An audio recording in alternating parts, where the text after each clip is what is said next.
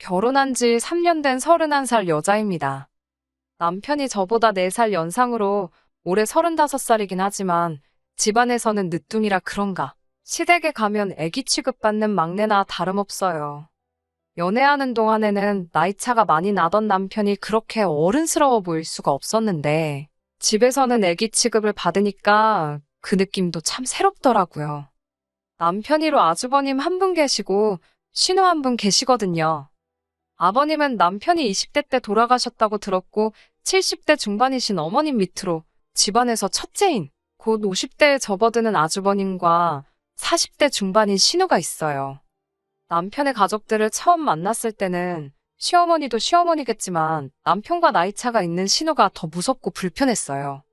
주변에서 이야기를 듣고 제 눈으로 직접 보고 하다 보면 보통 며느리 입장에서 신우나 시어머니와 갈등이 생기잖아요? 제 나이만큼 차이 나는 건 아니지만 남편보다 10살 많은 신우를 제가 감당이나 할 수 있을까? 결혼하기 전부터 걱정이 많았습니다. 그런데 오히려 그런 걱정이 무색할 정도로 신우와는 엄청 잘 지내고 있어요. 올해로 중학생 아이 둘 키우는 신우를 사실상 명절 같은 날 제외하고는 만날 일도 거의 없기도 하지만 그건 둘째 치더라도 형님이 참 좋은 분이시거든요. 신우도 시댁에 가면 자기도 똑같은 며느리라고 제가 느낄 고충을 이 집에서 제일 잘 이해해 줄 수 있는 건 남편도 아니고 어머님이나 아주버님도 아니고 바로 자신 아니겠냐고 해줬던 말이 기억나네요. 힘든 일 있으면 언제든지 어깨를 내어줄 테니 기대도 좋다고 하는 신우와는 결혼 후에도 자주 밖에서 따로 만날 정도로 가깝게 지내게 되었습니다.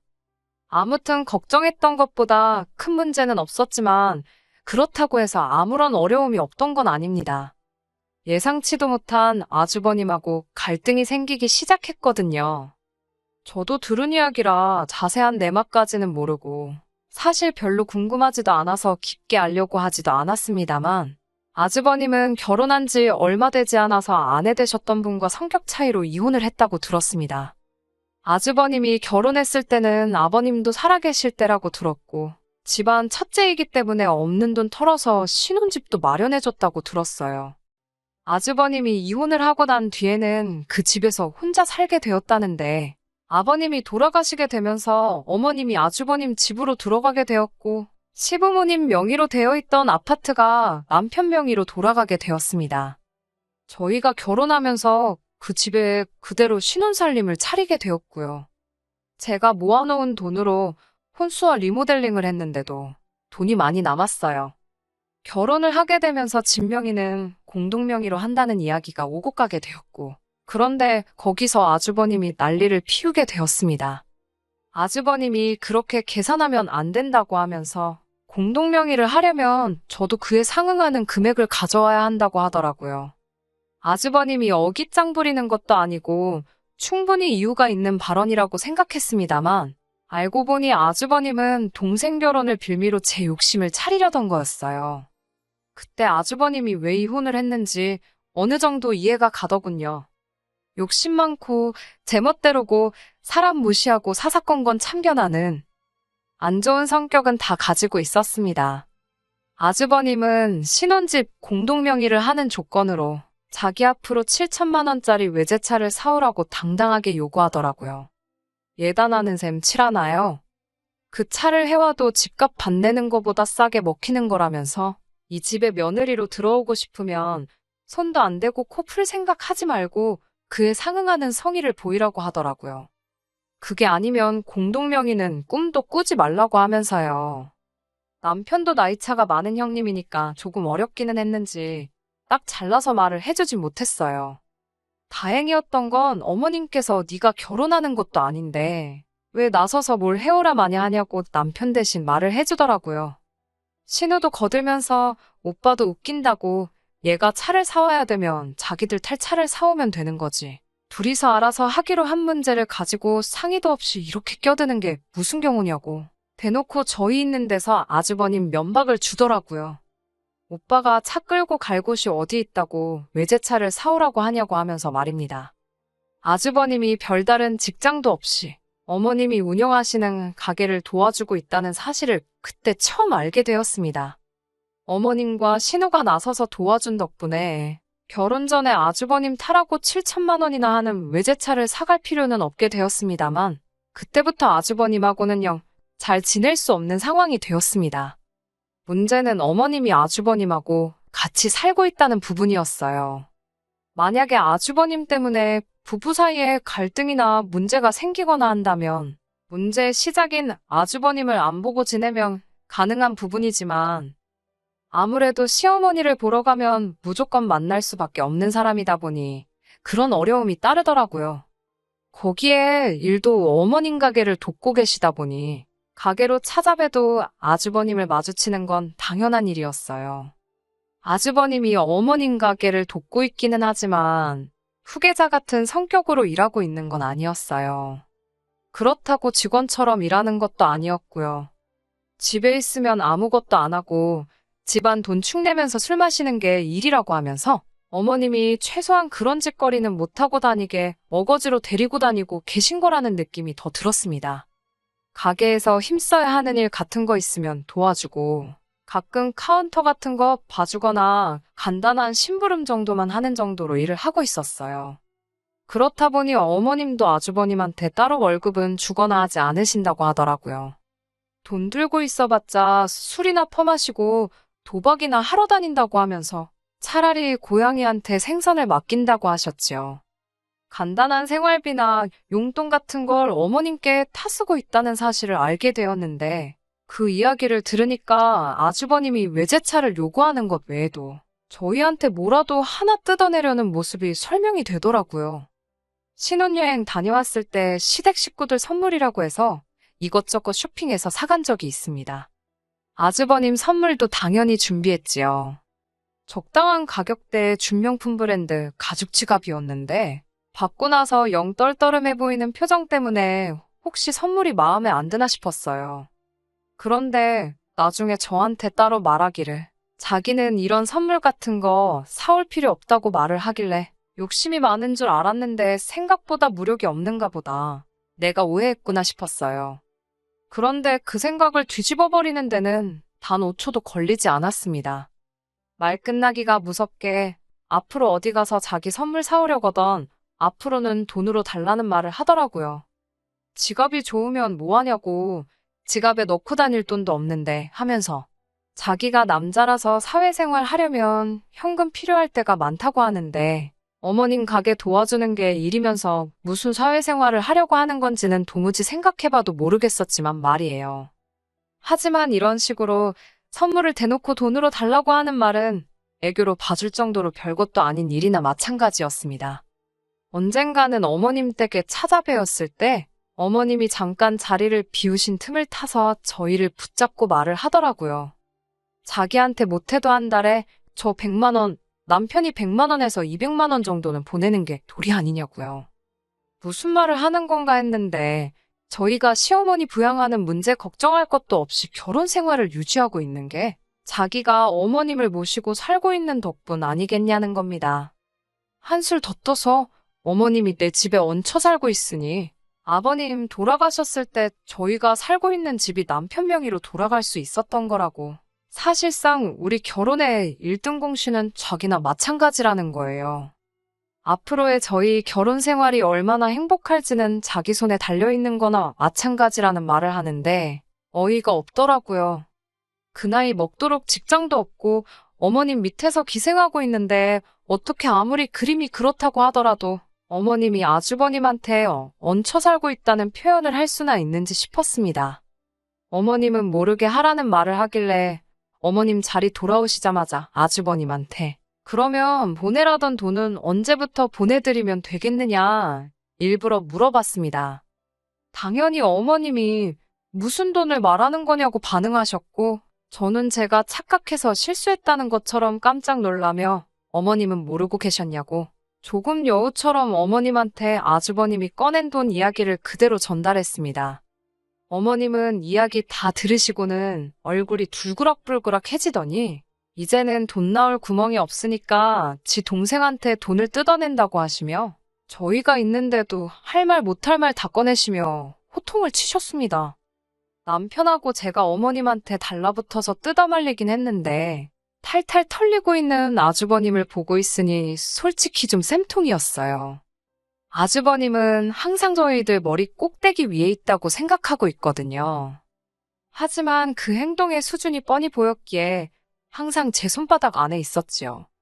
한두 번씩 돈 문제를 가지고 사소한 사건을 만들어내기는 했는데 결국엔 아주버님 손으로 제 돈 10원짜리 하나 들어간 적이 없었지요. 욕심을 조금이라도 덜 냈으면 어떻게 제가 속아 넘어갔을 수도 있겠는데 매번 저렇게 말도 안 되는 과한 욕심을 부리다 보니 안 들킬 것도 들켜서 본전도 못 찾고는 했습니다. 아주버님이 아무리 노력을 해도 저에게 항상 간파를 당했고 혹시나 아주버님이란 위치로 저를 깔아뭉개려고 하면 항상 어머님이나 신우가 제 편을 들어주면서 방패막이 되어주었습니다. 남편이 의외로 아주버님에게 유독 약한 모습을 보였던 점이 아쉽기는 했지만 남편이 아니더라도 시어머니나 신우가 제 편에 서서 항상 도와주는데 딱히 무서울 건 없었네요. 그렇게 신혼 때부터 현재까지 아주버님이 몇 번의 꼼수를 부렸지만 제가 현명하게 대처해가며 사전에 방지를 했고 큰일로 키우지 않고 항상 좋게 좋게 잘 넘어가고 있었습니다. 어머님도 신우도 아주버님이 이런 사람인 걸 이미 알고 있었기에 오히려 이 정도인데도 일 크게 안 만들고 아무 일도 없었다는 듯이 잘 대처하는 저였기에 저를 더 아껴주셨던 것 같네요. 그런데 얼마 전 도무지 참을 수 없는 아주버님의 행동에 전에 없을 정도로 한판 크게 붙게 되는 사건이 생기게 되었습니다. 저한테 여동생이 있어요. 연년생이고 올해 30이지요. 여동생이 대학 생활 하다가 미국으로 잠깐 어학연수차 간 적이 있었습니다. 그런데 거기서 한국교포 사업가와 연애를 시작하게 되었고 어학연수가 끝나고 한국에 들어오는 대신에 그 사람하고 결혼을 하게 되었어요. 개인적인 사정으로 동생 결혼식에는 다녀오지 못했는데 그동안 무소식이 희소식이라고 아무 연락이 없길래 여동생이 미국에서 자리 잡고 잘 지내고 있는가 싶었습니다. 그런데 얼마 전에 여동생이 이혼을 하게 되었다는 소식을 듣게 되었어요. 미국에서 좋은 조건으로 회사도 다니고 있었고 자리도 잘 잡았고 신분 문제도 다 해결된 상태였는데 제 동생은 이 꼴저꼴 보기 싫다는 이유로 그냥 이민생활 정리하고 한국으로 얼마 전에 돌아오게 되었습니다. 좋은 일로 돌아온 건 아니지만 서로 결혼식 때도 곁에 있어주지도 못했고 떨어져 지낸 기간이 워낙에 길었다 보니 여동생이 다시 제 옆에서 지내게 되었다는 사실이 기쁘기도 하더라고요. 이제 곁에서 같이 지내면서 그동안 자매끼리 못한 것도 해보고 그럴 생각에 부풀어 있었습니다. 아무튼 여동생이 돌아오고 나서 시어머니도 신우도 제 동생을 같이 한번 보고 싶다고 하셨어요. 두 분 다 저한테는 소중한 가족이 되어준 사람들이고 해서 남편 가족들과 해서 여동생과 자리를 한번 만들게 되었습니다. 인연 없이 지내온 형부인데 형부뿐만 아니라 형부 가족들까지 자리에 있으니 제 동생이 아무리 괜찮다고 생각하려고 해도 불편한 점이 많았겠지요. 동생이 긴장하고 정신없는 모습을 보이긴 했지만 그래도 적당히 분위기 좋게 자리가 끝났다고 생각을 했습니다. 그런데 아주버님과의 문제는 그날 이후에 생기게 되었습니다. 뜬금없이 아주버님한테서 전화가 와서 무슨 일인가 싶었어요. 번호는 알았지만 평소에 연락 한번 서로 나눠본 적이 없는 사람이었거든요. 그런데 다짜고짜 아주버님이 제 여동생 전화번호를 물어보길래 그때 딱 이 사람이 무슨 꿍꿍이로 전화를 했는지 알게 되었습니다. 몇 번 거절을 했음에도 불구하고 포기를 모르고 계속해서 연락을 해오고 제 동생 전화번호를 물어보더군요. 아주버님한테 전화 받는 것도 스트레스인데 그 내용이 제 동생 연락처를 달라고 하는 거다 보니 더 스트레스를 받았습니다. 남편은 아주버님한테 약한 모습을 보이다 보니 이 이야기를 꺼내지도 않았고 그런데 이번만큼은 다른 사람도 아니고 내 가족 일인데 시어머니나 신우한테 부탁하는 것보다 내 선에서 잘나야겠다 하는 생각이 들어서 제가 직접 아주버님을 만나 단판을 짓기로 했습니다. 단도직입적으로 말부터 꺼냈어요. 아주버님이 제 여동생을 만나겠다는 게 말이나 되는 소리냐고요. 그랬더니 아주버님은 제 말 뜻도 똑바로 이해 못하고 요즘 겹사돈 되는 게 부끄러운 일이 아니라고 가장 중요한 건 두 사람 마음이 아니겠냐 하면서 어려워 말라고 하더군요. 설마 제가 겹사돈이 될까봐 이러겠냐고 하니까 걱정하지 말라면서 우리가 결혼하게 되면 시어머니는 자기들이 그대로 모시고 살겠다고 하는 겁니다. 두 사람 마음이 중요한 거라는 건 또 무슨 말인가 했더니 그날 다 같이 모인 식사 자리에서 제 여동생이랑 눈이 몇 번이나 마주쳤답니다. 그 뒤로도 자꾸 눈이 마주치는 걸 보니 제 동생이 자기한테 관심이 있는 것 같아 보인다고. 그런데 아주버님 생각에는 언니이자 재수인 제가 두 사람을 도와주지는 못할 망정 이렇게 못 만나게 회방을 놓고 있다고 생각했나 봅니다. 방해꾼 노릇 그만하고 이제 두 사람을 위해 양보하라고요. 동생이 윗동서가 될 것 같으니까 기분 나빠서 그러는 거냐고 하는데 어이가 없어서 웃음도 안 나오더군요. 아주버님이 일찍 결혼해서 이혼만 안 했어도 내 동생만한 딸이 있는 나이라는 건 생각도 안 해봤냐고. 둘이 만나는 게 아주버님 생각에는 말이나 되냐고 정도껏 하셔야지. 자꾸 이러면 저도 가만히 있지 않겠다고 한 소리를 했어요. 아주버님은 뻔뻔하게 저한테 데려 성질을 내더군요. 자기가 데려가 준다고 할 때 고맙다고 하고 보내는 게 맞지 알리으려는 겁니다. 유학 다녀온 것도 모자라서 한번 다녀온 여잔데 30까지 넘었으면 평생 혼자 살 팔자나 마찬가지라는 겁니다. 솔직히 자기가 자원봉사하는 거나 마찬가지라면서 저한테도 문제가 있다고 떠드는데 한다는 말이 아주버님이 혼자 시어머니 모시고 살면 그 고생이 얼마나 심하겠냐고. 진작에 제가 제 주변 사람들을 아주버님하고 이어줬어야 한다는 거예요. 자기는 깨어있는 사람이라서 20살 차이는 문제가 된다고 생각하지 않는다는데 정말 뚫린 입이라고 잘도 짓거리더군요. 50살 먹은 이혼남의 직업도 뭣도 없으면서 아직도 어머니 밑에 기생하면서 살고 있는 주제에 무슨 소리를 들으려고 주변 사람을 소개시켜주냐고 제발 주제 좀 파악하라고 한마디 했네요. 아주버님의 님자도 붙이기 싫어서 아주버라고 부르고 싶더라고요. 웬만하면 그동안도 일 크게 안 만들고 그냥저냥 넘어갔는데 도무지 참을 수가 없어서 할 말 못할 말 다 쏟아내고 집으로 돌아왔습니다. 동생 구제해주고 싶으면 빨리 마음 바꾸라고 제 뒤통수에 대고 끝까지 저한테 뻔뻔하게 큰 소리 치기는 했지만 막상 지도 쪽팔린 건 아는 건지 시어머니한테는 따로 말을 안 했나 봐요. 어머님한테서는 따로 연락이 없었으니 말입니다. 집에 돌아오자마자 남편한테 아주버님 좀 어떻게 해달라고 큰 소리를 쳤어요. 왜 아주버님 때문에 내가 남편한테 큰 소리 쳐야 하는지도 모르겠고 정말 너무 화가 나서 참을 수가 없더라고요. 그동안 아주버님 일이라면 어려워하던 남편이라서 그런지 더 열이 받았는데 남편도 이번만큼은 그냥 넘어가서는 안 되겠다고 말을 하면서 아주버님한테 전화를 걸더라고요. 그런데 남편이 아주버님한테 화는 안 내고 아주버님 화를 풀어주면서 살살 달래더라고요. 그러면서 아무래도 처제가 형수님 되는 건 아닌 것 같다고 제 동생한테 찝쩍거리지 못하게는 단단히 말해주긴 했지만 아주버님한테 저렇게 나오는 남편을 이해할 수가 없었습니다. 남편한테 지금 그게 일을 해결한 거냐고 큰 소리를 쳤네요. 그런데 남편이 자기가 다 생각이 있다면서 저한테 계획을 말해주더라고요. 그 계획을 들으니까 우리 남편 제법인데? 하는 생각이 들어서 남편에게 믿고 맡겨보기로 했습니다. 아주버님을 다시 만난 건 바로 그 다음 주 주말이었어요. 아주버님을 불러낸 건 저였습니다. 주변에 마침 20살 차이도 문제없다고 하는 사람이 있어서 제 동생 대신에 그 사람을 소개시켜주겠다고 불러냈지요. 아주버님이 기고만장해서는 이제야 정신을 차렸다는 듯이 으스대더라고요. 무슨 일이 벌어질지도 모른 채 말입니다. 그래도 소개받는다고 머리에 못도 바르고 제법 힘 좀 주고 나왔더라고요. 아주버님한테는 남편이 그분을 모시고 오기로 했으니 잠시만 기다려달라 했지요. 시계 봤다가 창밖을 봤다가 아주 떨려서 죽겠나 보더라고요. 이윽고 남편이 도착했고 남편 옆에 동행하신 분을 보더니 아주버님 얼굴이 아주 당황해서는 표정이 다 일그러지더군요. 남편이 데리고 온 사람은 다른 사람이 아니라 시어머니의 절친한 고향 후배로 남편이 이모라고 부르고 따르는 분이셨으니까요. 남편은 아주버님한테 형님이 깨어있는 분이라 한번 다녀온 사람도 괜찮고 20살 차이 나는 사람도 문제가 없다고 하지 않으셨냐 하면서 좋은 자리 주선해봤으니 기회를 놓치지 말라고 했습니다.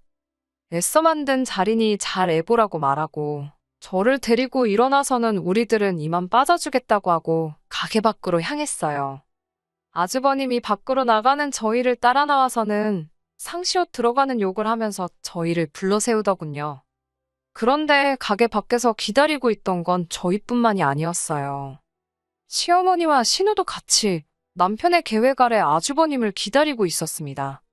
이미 어머님의 고향 후배분도 어머님도 신우도 남편의 계획 아래 아주버님이 저한테 무슨 짓을 했는지 다 알고 계셨고, 고향 후배분도 어머님 도와주는 일인데 뭐가 문제겠냐며 흔쾌히 남편의 계획에 동참을 해주셨어요. 아주버님은 시어머니를 마주치자마자 얼음이 돼서 아무 말도 못하더군요. 어머님은 곧장 아주버님 뺨싸다기를 올려치시면서 첫째라고 오냐오냐 키워준 내 잘못이다 하시고는 너 사람 되는 꼴 보기 전까지는 죽지도 않겠다 큰 소리를 치셨어요. 곧바로 네 스스로 밥 벌어먹고 살 수 있게 될 때까지는 집에 얼씬도 하지 말라고 집에서 챙겨나온 아주버님 짐가방을 던져줬습니다. 그 집이 아주버님이 결혼할 때 신혼집으로 받은 집이긴 하지만 아직까지도 어머님 명의로 되어 있었다고 하네요. 아주버님이 돈 흥청망청 쓰고 도박 때문에 이혼당한 걸 알고 있기 때문에 집 명의를 넘겨줬다간 그 집 날려먹는 건 시간 문제라고 생각해서 어머님 명의로 집을 유지하고 있었던 거예요. 그래도 자식이라고 불쌍하다 생각해서 먹고 살게는 해주고 있었는데 저대로 뒀더니 아주 고삐 풀린 망나니가 되었다며 제 여동생하고 결혼시켜달라고 우겼던 게 화근이 돼요. 이참에 크게 결심하고 아주버님을 집에서 내쫓아버리기로 결심하신 거예요. 집에 돌아와서 남편이 저에게 사과를 해왔습니다. 그동안 아주버님 때문에 제가 제일 고생했다는 건 알고 있다고. 아주버님이 안 좋은 길을 가는 걸 보면서 성인이 되어서인지 저렇게 안 되려고 자기는 나름대로 열심히 살았다고 합니다. 그런데 오히려 그 모습이 돌아가신 아버님께서 아주버님과 13살 차이 나는 동생인 남편을 두고 비교를 했다고 하네요. 그게 남편한테는 그동안 아주버님이 자기 때문에 마음고생을 했다 생각하여 아주버님 일에만 유독 마음이 약해져서 아무 소리도 내지 못하고 있었던 거라고 합니다. 그런데 자기가 아주버님한테 말 한마디 못할 때마다 고생하는 게 자기가 아닌 저라는 걸 이번 일로 깨닫게 되었다고. 두 번 다시 아주버님이 저에게 그 어떤 짓도 하지 못하게 자기가 책임지고 행동 똑바로 하겠다고 약속을 해주더군요. 어머님도 나중에 저에게 따로 사과를 해주셨고요. 아주버님은 한동안 짐가방만 들고 주변 아는 사람들 집에 돌아가면서 신세지면서 하루하루 연명하고 있다고 하네요. 어머님이 다시 아주버님을 받아줄 수도 있다고 생각하고 아주버님이 이번 일로 사람이 변할 거라고는 기대도 하지 않아요. 하지만 이제부터는 남편이 제대로 자기 할 일을 해준다고 약속을 했으니 아주버님이 돌아온다고 해도 걱정이 되지는 않네요. 끝까지 들어주셔서 감사합니다. 오늘의 사연은 여기까지입니다. 구독과 좋아요, 알람 설정 부탁드리고 더 좋은 사연으로 다시 찾아뵙겠습니다. 감사합니다.